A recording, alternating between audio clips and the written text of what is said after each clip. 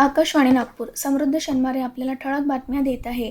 पालघर जिल्ह्यातील डहाणू तालुक्यातील मौजे दापचरी इथं आंतरराष्ट्रीय दर्जाचा कृषी बाजार उभारण्यात येणार आहे. यासाठी दापचरी दुग्ध प्रकल्पाची 558.43 हेक्टर जमीन देण्याचा निर्णय आज झालेल्या राज्य मंत्रिमंडळाच्या बैठकीत घेण्यात आला. बैठकीच्या अध्यक्षस्थानी मुख्यमंत्री देवेंद्र फडणवीस होते.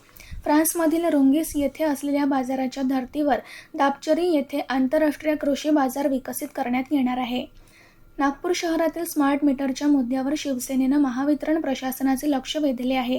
आज शिवसेनेच्या प्रतिनिधी मंडळानं शहरातील नागरिकांच्या समस्या आणि मागण्यांसंदर्भात महावितरण अधिकाऱ्यांना निवेदन सादर केले.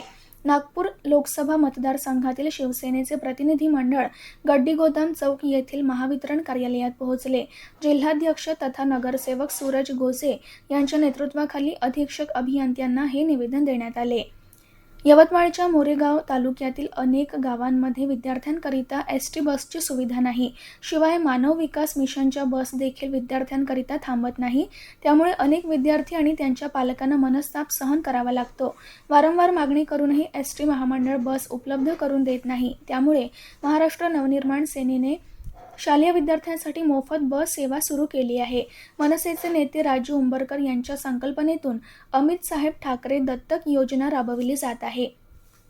नवी दिल्लीत भारत मंडपम इथं आयोजित भारत टेक्स 2026 या वस्त्रोद्योगाशी संबंधित देशातल्या सर्वात मोठ्या प्रदर्शनाचं केंद्रीय वस्त्रोद्योग मंत्री गिरिराज सिंह यांच्या हस्ते आज उद्घाटन झालं. वस्त्रोद्योग राज्यमंत्री पवित्र मार्गेरेटा, वस्त्रोद्योग सचिव नीलम शमीराव आणि मंत्रालयाचे वरिष्ठ अधिकारी यावेळी उपस्थित होते. राष्ट्रसंत तुकडोजी महाराज नागपूर विद्यापीठात वारसा महानुभाव साहित्याचा उपक्रमांतर्गत ज्येष्ठ गीतकार कै प्रेमदास मेश्राम यांच्या कार्यावर विशेष संवाद आयोजित करण्यात आला. महानुभाव भक्ती संगीताला अजरामर करण्यामध्ये प्रेमदास मेश्राम यांचे योगदान मोलाचे असल्याचं प्रतिपादन प्रमुख संवादक डॉक्टर राष्ट्रपाल मेश्राम यांनी केलं. त्यांच्या गीतांमुळे महानुभाव भक्ती संगीताला राष्ट्रीय स्तरावर नवी ओळख मिळाल्याचं त्यांनी सांगितलं. याबरोबरच ठळक बातमीपत्र संपलं. यापुढील ठळक बातमीपत्र रात्री 8:42 प्रसारित होईल. नमस्कार.